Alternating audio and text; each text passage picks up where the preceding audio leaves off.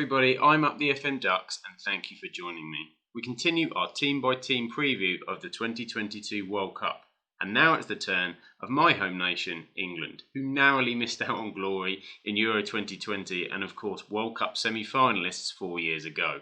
Some of my most exciting moments and nerve-wracking moments as a football fan take me back to World Cups with England. But it's also a corridor of pain when you mention the dreaded penalty shootout. You can catch my other team previews and analysis on the channel, and if you're feeling really kind, a like and a subscribe would go a long way to making you a World Cup legend. So let's delve into England. Sweet Caroline, here we go, is England, the country I was born and raised, on the playgrounds where I spent most of my days. It is, of course, the birth of football, and even if we're still waiting for football to come home, we still believe that one day it might. England has a population of roughly 56 million people. It's a country with many famous places, particularly in the capital city of London, Big Ben and the London Eye to name a few. But there are many beautiful, culturally different places up and down the country. Wembley Stadium, of course, is the home of football not just for England, but seen as such a historic football place around the world, hosting such players as Bobby Charlton, Bobby Moore, Gordon Banks, John Barnes, Alan Shearer and David Beckham. And of course, Michael Ricketts. The country in footballing terms is still on a massive high from the tremendous performance of the Lionesses in the Women's European Championships. It's been so refreshing to see some of the names of the team now becoming commonplace amongst people in the country. Leah Williamson, Alessia Russo, Ella Toone to name a few. But can the men's national team rise to the level set by their female counterparts? In recent history, England have got the closest they've ever been to glory since the 1966 World Cup, of course. Losing to Italy in the Euro 2020 final on penalties, and 4 years ago in the World Cup, losing to Croatia in extra time in the semi-final. The draw seemed to open up for them in 2018, as the team gained momentum through the tournament, beating Ecuador and Sweden in the knockout stages before their demise in the semi-final. It remains in England fans' eyes a real missed opportunity, in both the semi-final and the European final, with the feeling that the team were far too negative once they got ahead in those games. Take the final against Italy, for instance. The best elements of the team and the squad is in attack, and after an early goal from Luke Shaw in that game, the stadium was bouncing, the atmosphere was phenomenal, and Italy were really under pressure and on the back foot. At that point, England seemed to retreat backwards rather than being on the front foot against Italy, more of a hold what we have kind of intensity, which ultimately let them down as they should have really gone for the throat. At that point, with everything rocking, everything in their favour, they could have put the game out of sight. Look at France in that World Cup final in 2018, for example. They didn't give Croatia any respite and kept their foot on the throat when they got ahead. Now, has Southgate learned from these scenarios tactically? Recent results show some doubt, but the talent is certainly there in the team to produce more than they have been recently. So we've had 3 tournaments now with Gareth Southgate at the helm, and a semi-final and a final placement has to be respected considering the country's performances since 1966. The roaring waistcoat-wearing Southgate had the nation falling in love with him in 2018. But over time there's been a turn on the feeling of the tactics and selections in particular that have been the biggest gripe amongst the fans. A poor Nations League leaves fans quite worried. Now, a World Cup can be built off of momentum once you get there and you start building victories. However, there's not been a lot of those this year for England, which is where the worry comes in. Southgate clearly has the trust in the players that he picks, and he's instilled a more feel-good factor back into the team and that group, which will be integral for them to produce anything this winter. Will that be enough, though, to take England far in this tournament? Time will tell. Looking at England's qualification for Qatar, it was fairly straightforward, as it often is for England. They topped a group which included Poland, Albania, Hungary, Andorra, and of course San Marino. Now, Gareth Southgate's side were unbeaten in those 10 matches with a very healthy plus 36 goal difference, largely down to the pacings they gave San Marino, Andorra and Albania. Top goalscorer was of course England's main marksman Harry Kane. Regarded as one of the world's most prolific strikers, he added 12 to his already growing England goal tally. Surprisingly, next on that list was a Harry Maguire with 4 goals, but we'll come to him later. The only 2 points that England dropped through qualification was against Poland and Hungary with 2 draws, which you would imagine would leave you very happy just looking at that going into a World Cup. However, of course, we've had the Nations League in between, where England struggled. Since the San Marino win, they haven't had a victory in 6 matches. Their Nations League group contained Germany, Italy and Hungary, but a slimmer of hope against Germany with a comeback 3-3 draw in the most recent match in September gives the hope that the attack can still turn things on when required. So this is how I think Southgate will line up in Qatar. It's not necessarily how I would pick things, but this is just how I feel he's going to go based on the matches so far this year. Now, Jordan Pickford will be a certainty in goal without injury. Nick Pope, you would expect to be likely the next deputy sat behind him, so that's a pretty settled pick.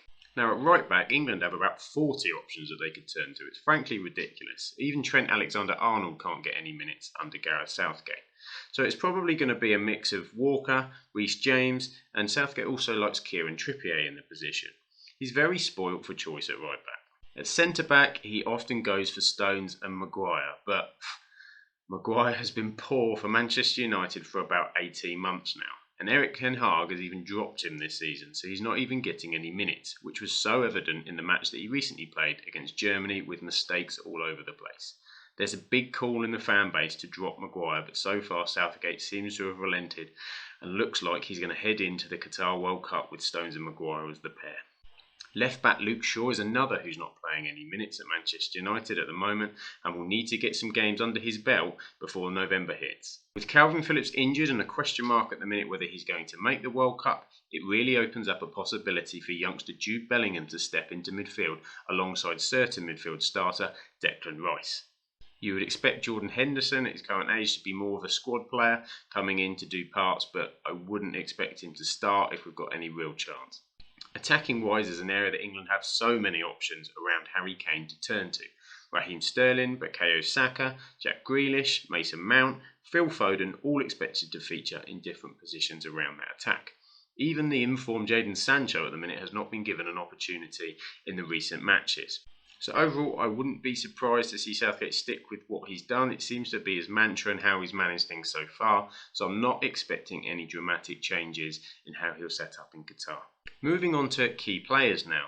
Harry Kane, of course. 51 goals in 75 games. It makes him only the second England player in history to score over 50 goals. And he's now only 3 behind the top goal scorer of all time, Wayne Rooney. What I'm sharing with you here are attributes from the player profile in the game Football Manager. Now, if you're not familiar with the game, the attributes that are highlighted in bold are the ones that are shown as key for that player's preferred position. So for Harry Kane, finishing, technique, decisions, anticipation, balance, agility, all because he is a striker. Now, he has some wonderful attributes technically. Finishing at 19, and just look at that penalty taking. 20 out of 20. So surely he shan't be missing from the spot in Qatar. I hope. Please, no. England will be desperate for Kane to be on fire.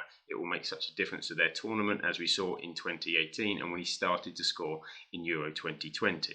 With it being in the middle of the season this time of the World Cup, you would hope he's in more form and that he'll be fresh enough to really impact the goals for England.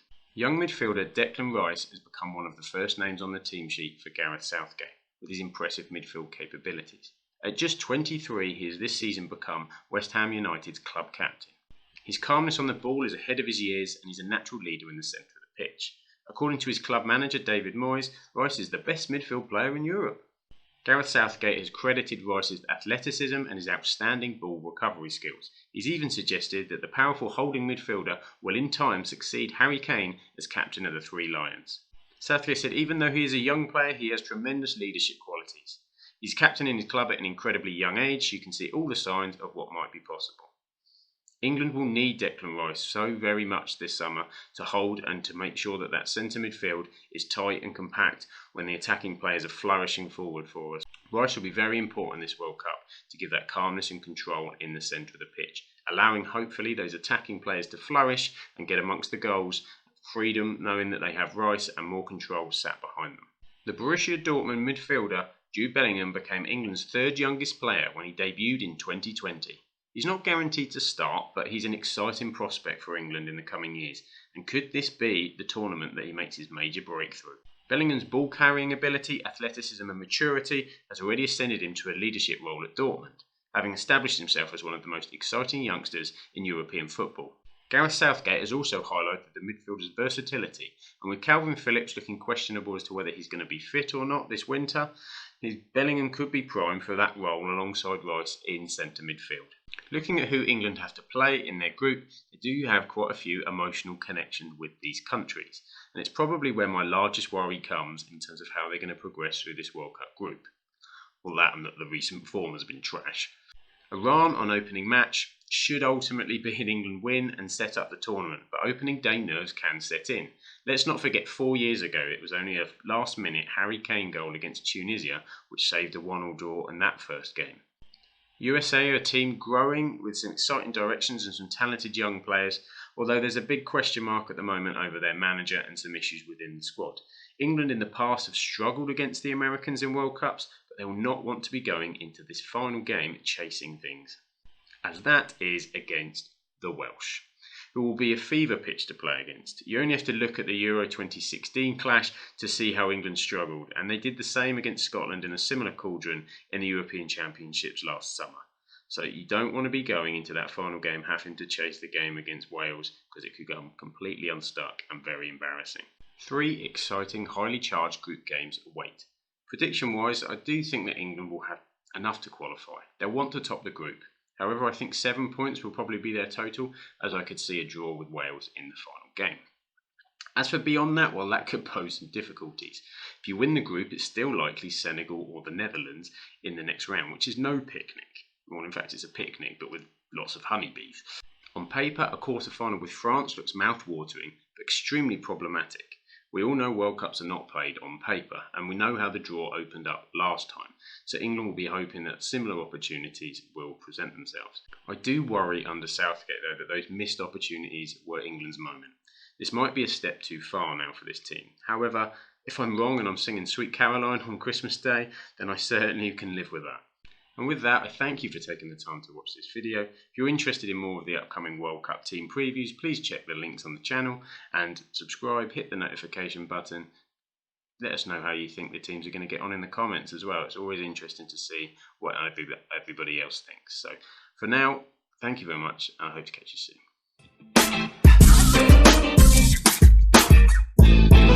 soon.